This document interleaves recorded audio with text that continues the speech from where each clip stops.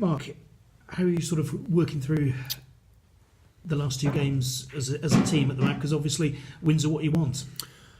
Yeah, I think the frustration from Worcester sort of bore out in the first half performance, especially against Wasps, and we sort of shot ourselves in the foot a little bit. Gloucester of old, we did some really good stuff, and just a few, 95% we were on it, and just the 5% let us down in the end, and that's the thing that can lose your matches at this level, especially against the type of counter-attackers they've got.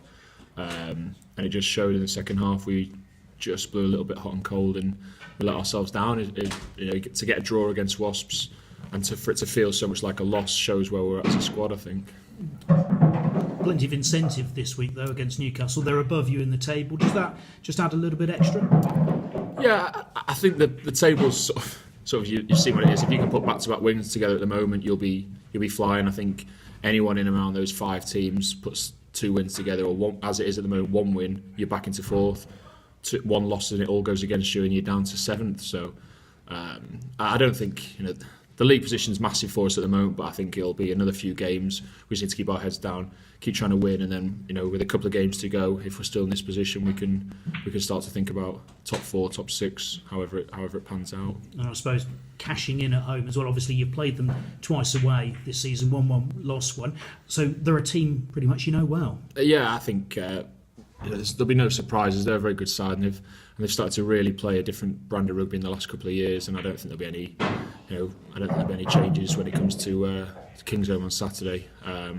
They really enjoy spreading the ball around. They've got threats all over the park, but especially everyone knows about their threats out wide, and they like to get the ball in their hands as much as possible.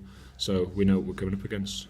And their performance against Harlequins, there were some really tight games the weekend. A draw, 2 1-point victories, and then they won by a clear margin at the Stoop. What do you make of them? I just think they're a team that it's always in this sort of area of the season. They don't lose anybody. They're in a situation where they've got a lot of good players, no internationals, similar to ourselves in a way. But Quins, unfortunately for them, they tend to lose 3/4 of a starting team. So it's that type of thing that if you come up against Quins at the moment, it's sometimes a different outfit to if you come against Quins in 2 months' time or 2 months ago. So that's just the nature of rugby. Top sides lose players at the moment, and if you can hold your players, you get a good chance against some big sides. You mentioned their threat out wide. How do you help protect your wings? Is it a case of not letting the ball get out that far, or what can you do? I don't think you need to overthink the whole defensive structure.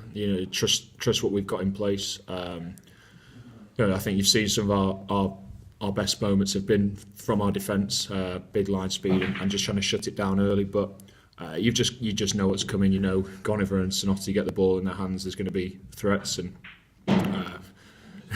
sometimes you just have to guess which way Sonotti's going to go. I think you've seen a few times this year, especially on their pitch, he can step you in a phone box. So I think it's a case of working together, staying in 2, staying in 3s, and going hunting. And how difficult is that on a pitch like Kingsholm, which is probably the widest in the Premiership, compared to one of the narrower surfaces? Very good. I thought you were going to suggest that Kingsholm wasn't a good surface then. No, it's yeah. I don't think the width of the pitch matters at all. I don't think that sort of thing. It's more a case of speed of ball, less likely. The width of the pitch, speed of ball tends to do a team. Tightness in defence, and we just have to keep working on our spacing and our structures in defence, rather than, like you said, the actual pitch you're playing on. And competition in the 3/4 at the moment. There's one centre who's playing at the wing at the moment, Henry Trinder. So I suppose there is just that dynamics with people's versatility, isn't there, as well? Yeah, I think so.